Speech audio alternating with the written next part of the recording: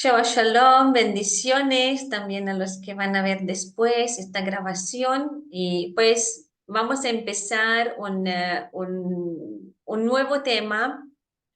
Y este es un tema diferente. Ya la vez pasada hablamos con los que estaban, hemos hablado sobre la Kedushá, sobre la santidad. Y estos temas que estamos viendo son importantes para nosotros, para que podamos saber también cómo vivirlo, porque esto es importante entender cómo vivir estas partes de como la Kedushá, qué significa, ¿no? La santidad y cómo vivirla y cuán importante es para nuestra vida. Pero también este tema, también para, pues si queremos ayudar a otros a poder vivir de esta manera, que podamos compartirlo. Eh, Vamos a hablar sobre lo que es Ishtadlut. Ishtadlut es algo que podemos decir y podemos traducirlo de esta manera, que es un esfuerzo, ¿no? Hacer nuestro mejor esfuerzo. Viene traducido más o menos así. Hemos hablado, si alguien se acuerda un poco, hemos hablado cuando hemos hablado sobre la emuná, cuando hemos hablado de la fe. Ahora quiero que siempre es bueno, como siempre es bueno para crecer, para acordarnos también algunos términos, pero también dentro de esto de Ishalut vamos a recordarnos, ir viendo, acordarnos un poco de la emuná, ¿no? Porque la repetición también hay un dicho, ¿no? Como mínimo en Rumanía se dice, ¿no? Que la repetición es la madre del enseñamiento, ¿no? Más malo que repetimos las cosas, uno lo memoriza. Entonces es bueno hacer un poco de repasar todo esto, ¿no? Y acordarnos de ciertas cosas, pero en este tema vamos a ir un poco más en profundidad para poder ver qué es Ishtadlut. Eh, ese esfuerzo, pero viene de un concepto más profundo. Por esto me gustaría que lo desglosamos un poco, ¿no? Porque hay algo que el Eterno está esperando de nosotros. Y hay algo que espero que nos va a abrir la mente para que podamos entenderlo mejor, para que podamos entender esta parte de lo que tenemos que hacer, de lo que el Eterno está esperando también de nosotros. Y como le estaba diciendo, lo hemos visto porque es una parte de cómo vivir la emuná. Por esto vamos a retomar un poco este tema para poder después entrar en profundidad en lo que es Ishtalut. Viene de este concepto de emuná, de la fe, ¿no? De la fe verdadera. Emuná, hemos dicho que es fe, pero si se acuerdan, realmente hemos visto que significa también fidelidad. Es algo que vas a seguir, como por ejemplo en un matrimonio. Alguien fiel, ¿quién es alguien fiel? Es alguien que se queda ahí en las buenas y en las malas, ¿no? Se mantiene fiel ahí. O podemos decir que emuna es firmeza, ¿no? También lo podemos decir de esta manera. Y esto es lo que tenemos que hacer con Adonai. Realmente la fe, estábamos diciendo que no es simplemente creer en Adonai o creer que Adonai existe, ¿no? Porque toda la creación cree en el Eterno. Los demonios también creen y dice que tiemblan, ¿no? Entonces no es de que los demonios tengan fe. ¿Por qué? Porque ellos no se mantienen fieles a Adonai, ¿no? ¿Por qué? Porque la emuná, la fe, tiene que ver con la fidelidad, con la firmeza, ¿ok? Entonces, si alguien dice, yo creo en Dios y no, y ya, ahí, pero yo creo en Dios, y esto no significa que tiene fe al creer.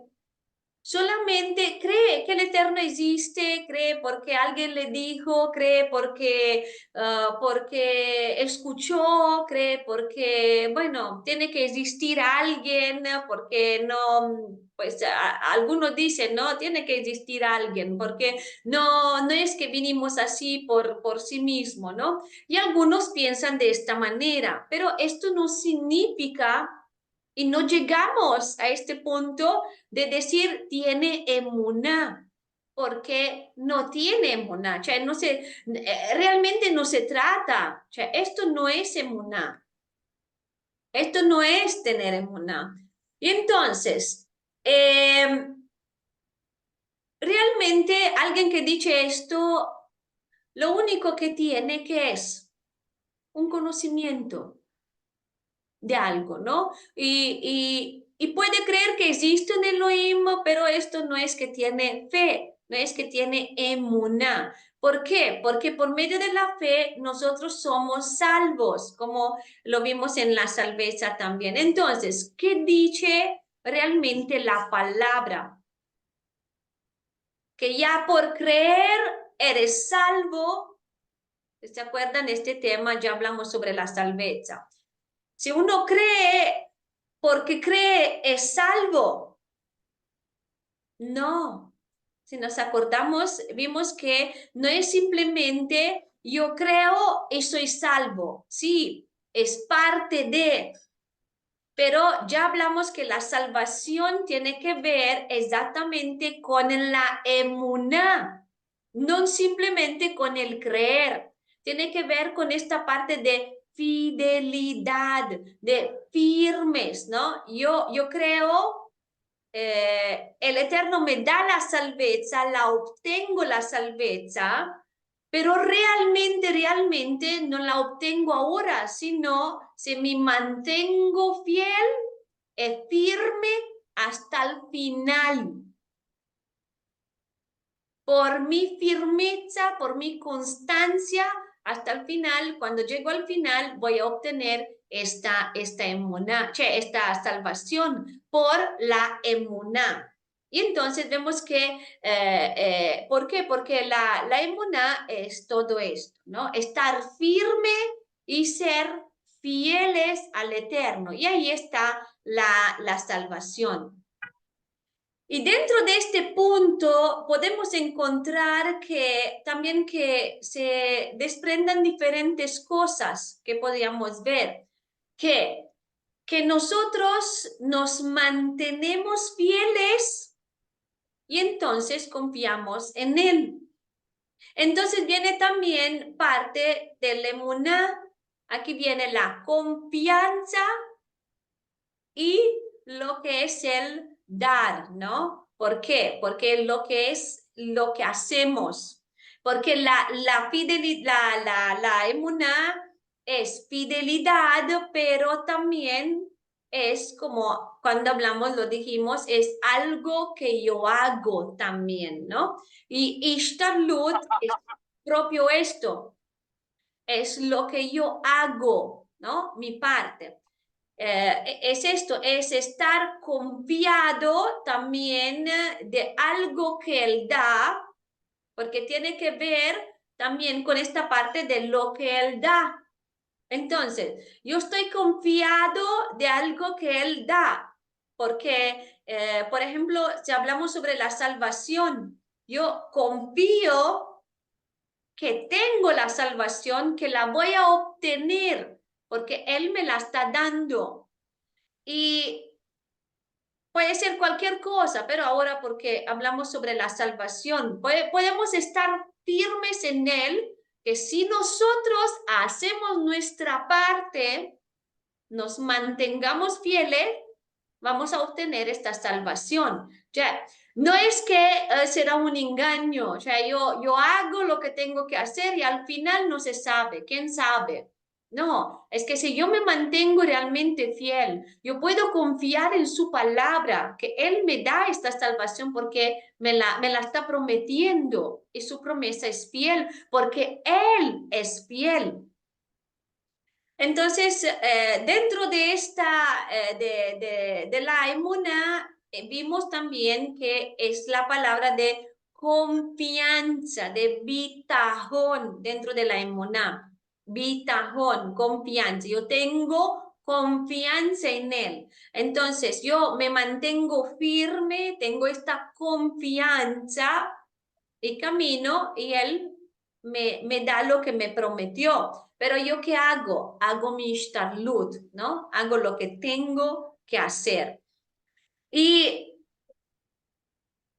además de esto, ¿qué vimos? El entender que la provisión es divina, que es de parte suya. Y esto es lo que dijimos nosotros, la hashgaha, ¿no? Que es esta parte de la hashgaha. Sí, esto un poco lo vimos pues en este tema.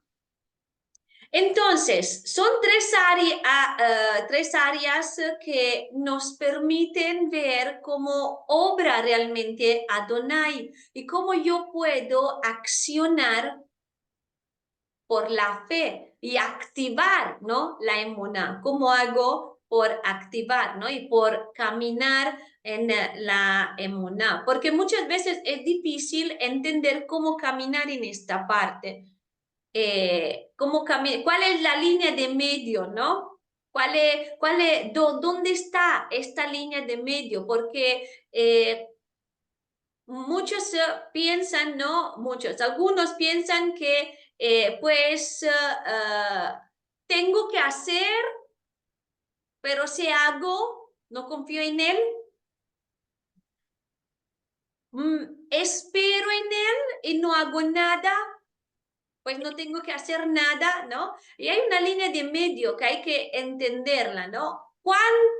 ¿Dónde está el límite en lo que yo tengo que hacer y dónde está el límite cuando yo me tengo que parar y confiar en él y no hacer más allá de lo que tengo que hacer?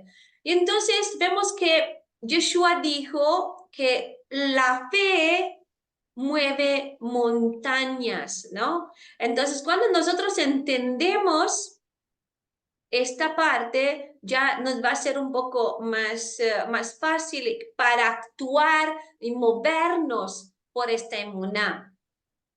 La fe, la emuná es convicción, que somos convencidos de lo que no se ve. La fe es también todo lo que necesitamos para ser salvos. No solamente para poder, digamos así, obtener resultados, en el sentido que creemos y el Eterno se mueve por esta emuná que nosotros tenemos, pero también del otro lado es que podemos ser salvos.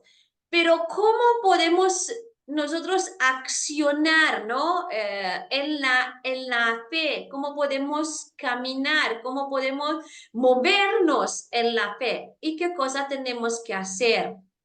Y ahora vamos a ver propio esta parte, pero es importante que, pues, retomamos un poco esto para acordarnos esta parte. ¿Por qué? Porque entonces se puede pensar que no hay que hacer nada y hay que quedarnos con los brazos cruzados y esperar que Adonai actúe. Pues no, ¿no? Como lo vimos, no es así, no se trata de todo esto. Entonces, ¿qué hay que hacer? Hay que actuar, pero si lo hago, entonces, ¿qué significa? ¿Yo confío o no confío? Pero vamos a ver que no significa que yo no confío, solamente hay que ver cuánto hago, cuánto espero, ¿no? ¿Cuánto hago y cuánto dejo? propio o cómo lo hago, ¿no? ¿Cuál es la vía de medio? Porque uno dice, pues hay que esperar la provisión del Eterno, ¿no? Entonces yo no tengo que hacer nada porque Él me da todo, pero no, no es simplemente solo esto, no es tan así, ¿no? Entonces uno se puede preguntar cómo funciona realmente la fe. Por esto, el concepto de emuná se habla en estas tres ramas. Uno, y vamos a retomar esto, confianza, que es bitajón. ¿Y qué significa? ¿Qué sería esta confianza dentro de la palabra emuná? Porque hay que ver esto, ¿no? Es poder esperar, hemos dicho, cuando hemos hablado sobre este tema, poder esperar y delegar. ¿Qué significa esto? Que cuando, por ejemplo, alguien tiene que confiar a alguien más, los hijos o un trabajo, ¿no? Como, no sé, los hijos o su perro, la limpieza de la casa, lo que sea, ¿no? Entonces, eh, ¿qué, cómo lo podemos entender con estos ejemplos? Por ejemplo, ¿no? Si alguien confía a sus hijos, a una babysitter, ¿no? Por ejemplo. Entonces, la babysitter es preparada, la conocemos, ¿no? Porque se la elegimos, es porque tenemos confianza y no ponemos a nadie a estar con nuestros hijos si no lo conocemos, ¿ok? Y entonces, ¿qué hacemos? Llamamos. ¿Y cómo están? Y le diste de comer, y lo cambiaste, y hiciste, y ya. Esto no significa confiar, significa que proprio desconfiamos, ¿no? Cioè, confiar es cuando delegamos. Cioè, buscamos esto o cuando damos un trabajo, ¿no? Y esto y el otro, ¿no? Y siempre preguntamos siempre como que se ve que no estamos confiando, porque la confianza es esto, cioè, el bitajón es realmente poder esperar y delegar. Delegar, pero realmente delegar, ¿no? Porque al llamar siempre, ¿no? Como para ver si avanza, para ver si sucede, para ver todas estas cosas, cuando uno hace esto, uno, ¿no? Podría decir, bueno, entonces, piensas tú, te dejo hacer, si no confías, ¿no? Pues me elegiste para esto, ¿no?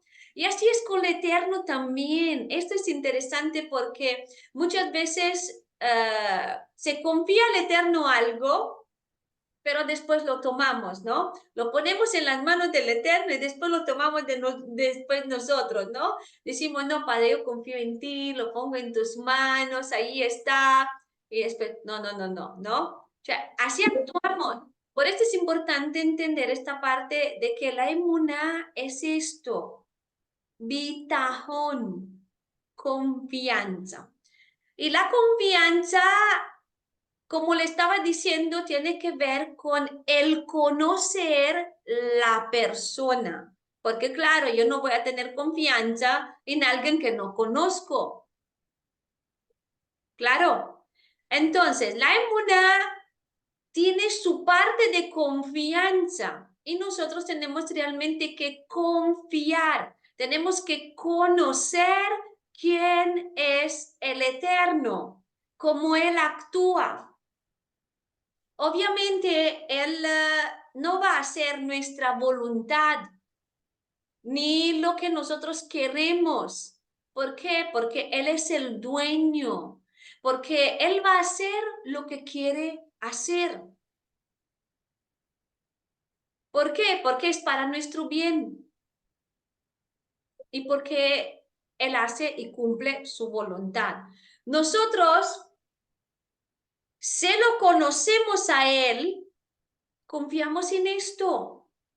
Y entonces por esto esperamos que Él obre Entonces nosotros podemos tener paciencia y realmente podemos delegar todo en sus manos. Confiamos también plenamente en que Él tiene todo preparado, en que Él siendo el dueño de todo, sabe lo que tiene que suceder y tiene todo planeado. Y entonces esta confianza es, yo creo en Él, confío en Él y espero que Él haga lo que quiera, no lo que yo quiero, lo que Él quiere. Esto es que se cumpla su voluntad, sus propósitos. Porque, bueno, aquí cuando hablamos de la emuná, vimos otras cosas más porque lo que trata la Hashgaha, por ejemplo, ¿no? Lo que es este punto de Hashgaha, es que es saber que todo proviene de Elohim. El resultado proviene de Elohim. No depende de nosotros al final. Yo puedo, como vamos a ver de Ishtarlut, hacer lo que tengo que hacer, pero el resultado, sin embargo, viene de Él. Yo pongo mi confianza en su resultado, no en lo que yo espero, lo que yo quiero, lo que yo pienso, no, en su resultado, en lo que Él quiere, en lo que Él tiene preparado para mí. Pero esto también, perdón, no podemos decir que hay una clave, que hay una fórmula, ¿no? Por ejemplo, para ser millonario. ¿Por qué? Porque todo viene del cielo. Porque una persona puede, por ejemplo, ¿no? Hacer y seguir ciertas reglas. Y dice, ¿por qué a otro le funciona y a mí no? ¿Por qué? Porque todo proviene del Eterno. Él lo hace como Él quiere y como es bien para nosotros y lo que es lo mejor para nosotros. Bueno, aquí hay más cosas, pero para quedarnos dentro de este tema. También, eh, por ejemplo, si yo estoy mal, ¿no? Y algo pasa, el Eterno lo permite, ¿por qué? Para corregirnos. Vemos que todo proviene de Él y tiene un propósito y es mayor de lo que nosotros pensamos. Pero aquí hay que entender que no se trata de saber esto para, digamos así, echar la culpa al Eterno. Es que todo proviene de Él para nuestro bien. Para los que lo aman, todo coopera al bien. El problema dentro de esto, y como mínimo quiero que veamos esta parte porque es mucho más profundo, eh, es esto porque muchas veces es como nosotros vemos las cosas. Yo puedo ver una cosa que es mala o buena, ¿no? Pero el problema es el concepto que yo tengo de las cosas. Que yo digo, esta cosa es mala o esta cosa es buena. Pero el Eterno no tiene este concepto. Él no se mueve bajo estos conceptos. Para Él todo es bueno. Y su palabra dice que para nosotros todo es bueno. Todo lo que Él permite es para bien y coopera al bien. Entonces el Eterno, una cosa que parece, porque nosotros la vemos mala, no es mala realmente, es para bien y coopera al bien. Y entonces es importante ver esta parte. Y esto es parte también de ir entendiendo quién es Él, sabiendo cuál es su objetivo para mi vida, para nuestra vida, y entonces poder saber que todo lo que hemos pasado también ha procedido de Él para traerme a donde tengo que estar, para hacerme la persona que tengo que ser, ¿no? Yo estaba pensando propio en esto, acordándome de este episodio que eh, cuando estaba en España me sucedió que esto que hice un incidente, ¿no? Un accidente con el coche. Y alguien puede decir, esto es algo malo, ¿no? Definirlo de esta manera. Podría decir que es algo malo. Y de hecho, esto fue un impacto para muchos y decían, no, es algo malo, porque esto no tenía que pasar, porque esto, tantas cosas que uno puede tener en su mente. Pero realmente esto fue bueno. ¿Por qué? Porque todo lo que yo tenía en mi mente de hacer y moverme donde yo quería moverme, de hecho yo dije, pasado el Shabbat, yo voy a ir en esta tal ciudad. Y yo quería irme ahí, pero el Eterno no me dejó y permitió este accidente para pararme ahí en donde estaba, porque Él me quería ir. Pero también me movió, sí, tenía que irme de esta ciudad de donde estaba en ese momento, pero no ir donde yo quería, sino moverme en el lugar que Él me quiso. A través de este accidente, llegué donde Él me quería llevar. Y vemos que, y después todo se arregló. El Eterno me arregló el coche, el Eterno me dio todo lo que necesitaba para todo fue permitido de Él para bien. Por esto hay que entender que nuestra visión de ver las cosas malas no es siempre conforme a la visión del Eterno. ¿Por qué? Porque si nosotros vemos las cosas malas y no podemos ver que todo es para bien, no es la mirada del Eterno, porque el Eterno en todo, aunque en las cosas malas, ve bien.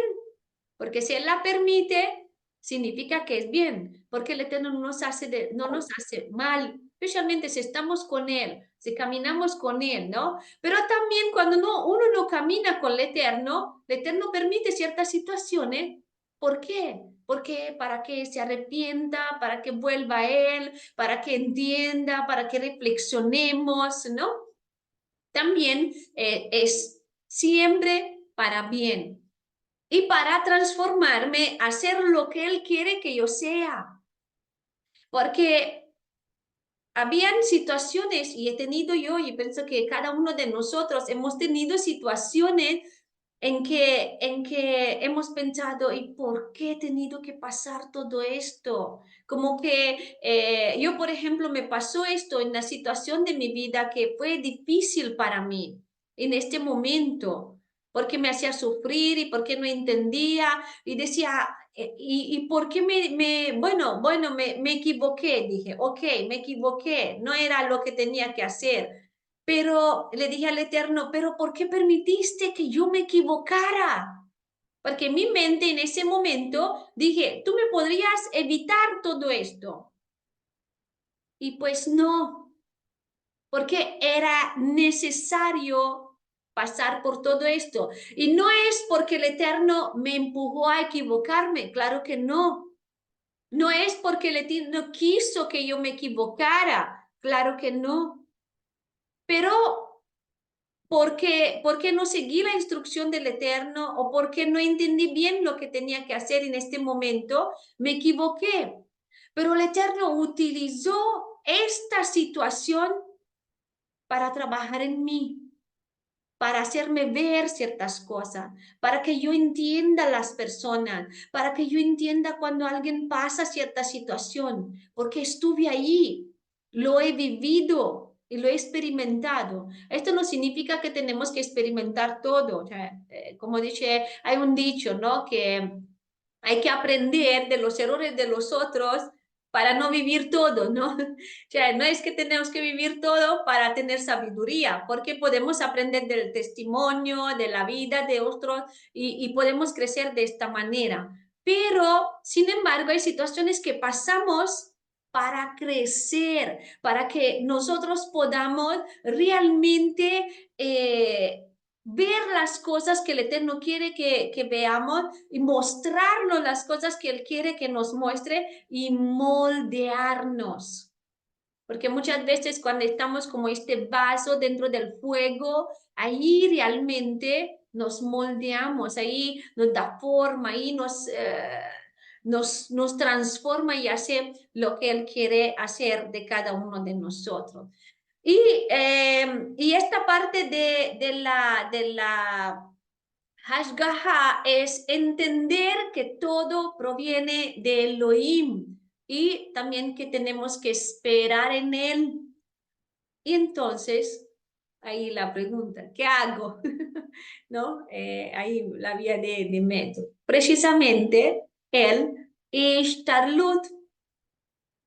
Y pues la próxima vez vamos a hablar propio sobre esto de Ishtarlut. Vamos a entrar un poco más en profundidad para poder ver esta parte y continuar con este tema.